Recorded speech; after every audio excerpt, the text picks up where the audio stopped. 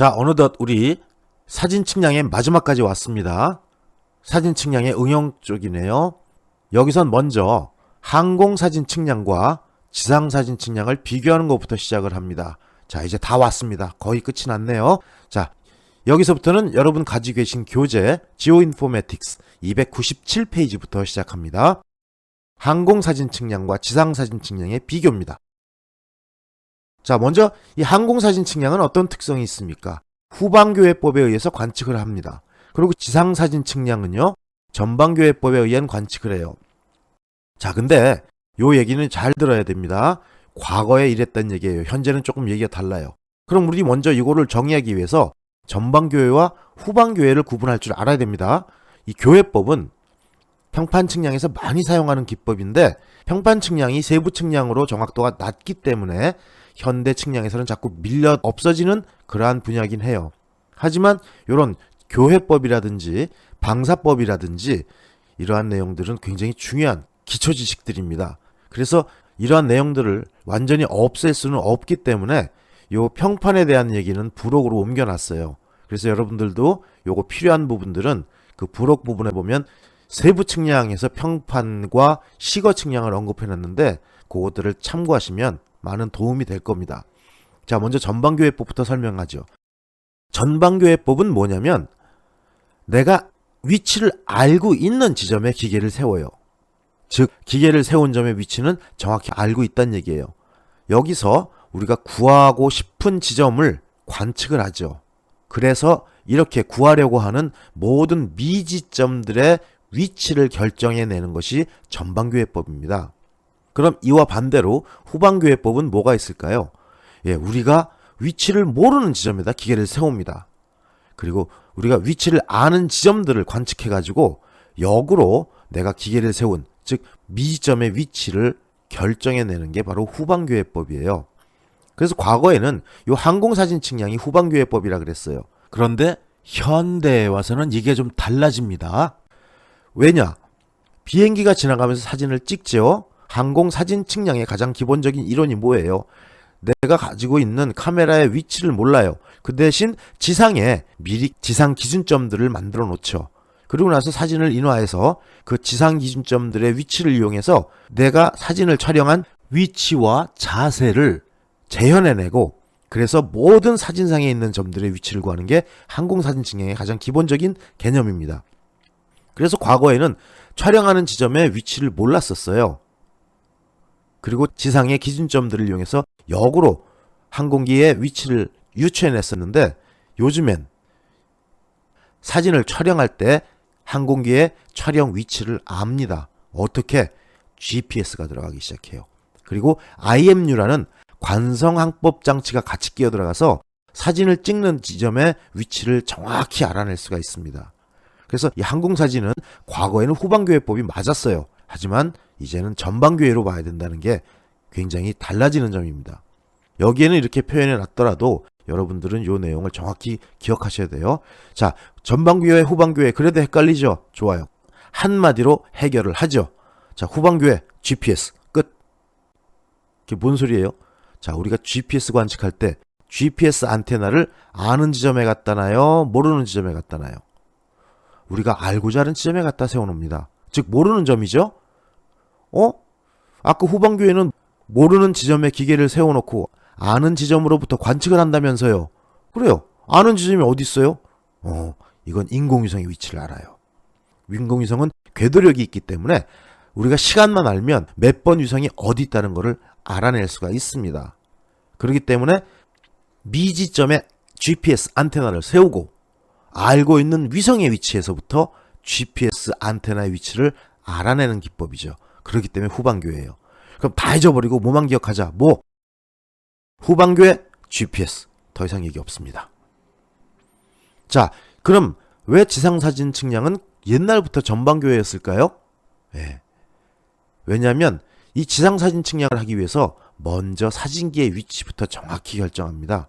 자, 사진은 2장 이상을 찍어야 되죠. 입체 사진을 만들기 위해서 2장의 사진을 촬영한다고 할 때 2장의 사진을 찍는 카메라의 위치를 정확히 잽니다. 이걸 기선이라고 얘기하죠. 실제 지상의 거리죠. 그리고 대성물까지의 거리도 잽니다.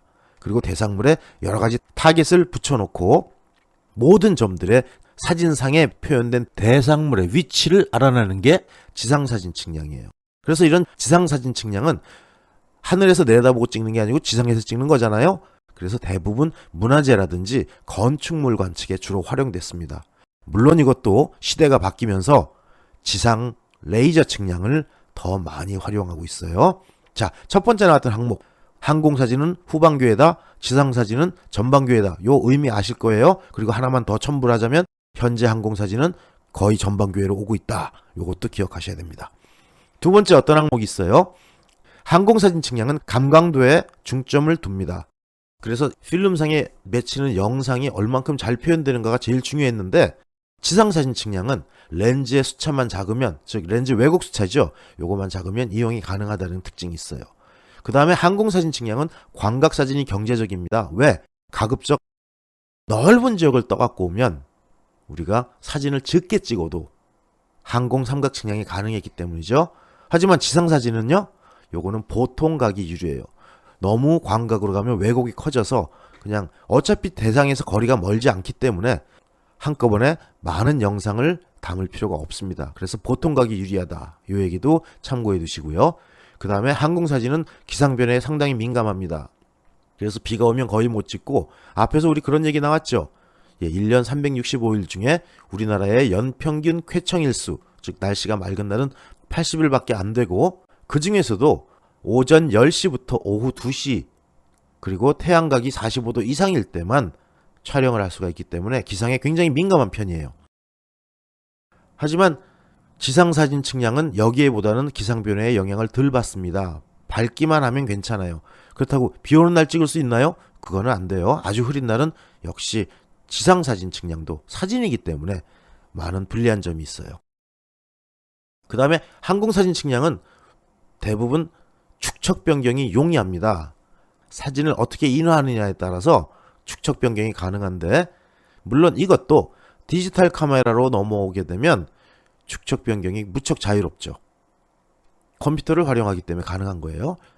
하지만 지상사진 측량은 축척 변경이 좀 불편해요. 그렇다고 축척 변경이 안 되는 건 아닙니다. 항공사진에 비해서 축척 변경이 불편하다는 얘기고요. 그 다음에 항공사진 측량은 높은 평면 정확도를 갖습니다. 그렇지만 지상사진 측량은 항공사진에 비해서 낮은 평면 정확도를 가져요. 대신 높이는 조금 높은 정확도를 갖습니다. 그리고 이 항공사진 측량은 경제적이에요. 근데 경제적인데 밭 한 떼기 촬영하려고 비행기 띄우진 않습니다. 넓은 지역에서. 그래서 앞에서 우리가 스트립하고 그 블럭 배치 계획을 할 때 보통 30km에서 40km 정도 되는 그런 큰 면적을 떠갖고 온다 그랬죠? 예, 그렇기 때문에 대규모 지역에서 경제적이고, 그 다음에 지상사진 측량은 소규모 지역에서 경제적이라는 장점이 있네요.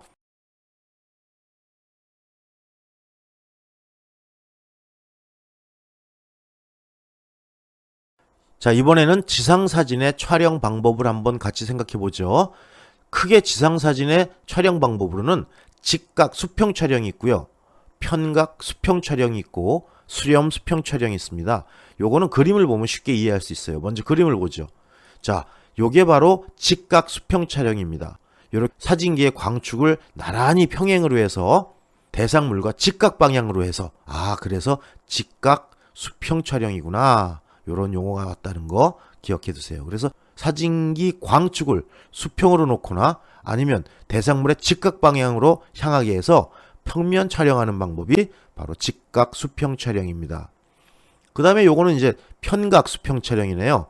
자, 사진기 축을 특정 각도만큼 움직여요. 좌측이나 우측으로. 그래가지고 이 두 개의 광축을 평행으로 촬영하는 방법이 편각 수평 촬영이에요. 그 다음에 수렴 수평 촬영은 뭐겠어요? 예, 두 개의 광축을 서로 엇갈립니다. 교차시켜요. 그래가지고 대상물을 찍는 방법. 요걸 수렴 수평 촬영이라고 얘기합니다. 여기서 여러분들 이 그림을 보고 왜 사진을 두 번 찍죠? 이런 질문하면 안 돼요. 예, 두 장을 찍어야만 요 해당되는 노란 면 여기에 대해서 입체 영상을 얻을 수 있고, 입체 영상을 얻어야만 뭐를 뽑아낼 수 있어요? XYZ 중에서 Z값을 추출해낼 수가 있다라는 겁니다. 이런 거 같이 염두에 두면 굉장히 공부하는데, 학습하는데 도움이 됩니다.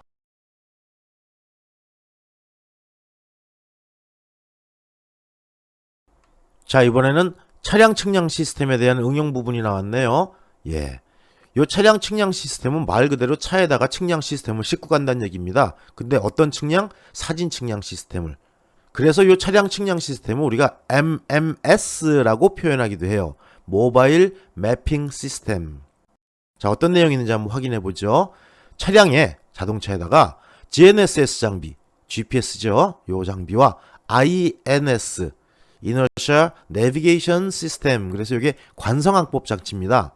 그 다음에 CCD 카메라를 같이 싣고, 그리고 일정한 간격으로 대상물의 영상을 취득해서 기록하는, 즉 사진 기록을 하는 이런 장치가 바로 차량 측량 시스템이에요. 요 INS라고 나왔는데 요건 우리가 다른 말로 IMU라고도 합니다. 요건 뭐냐면 관성항법 장치라고 얘기했죠. 우리가 관성이라는 건 뭐예요? 예. 자고 있으면 계속 자려고 하는 게 관성이죠. 예, 술을 마시기 시작하면 계속 마시려는 게 관성입니다. 여기다 관성 갖다 붙이면 안 돼요.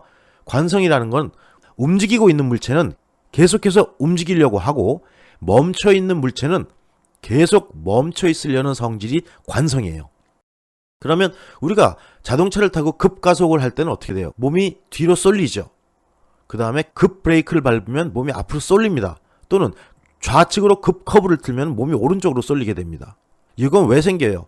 우리가 자동차라는 운동계에서 자동차와 함께 운동을 하고 있는데 이 운동계의 움직임이 흐트러져 버려요. 왜? 갑자기 가속도가 발생하기 때문에.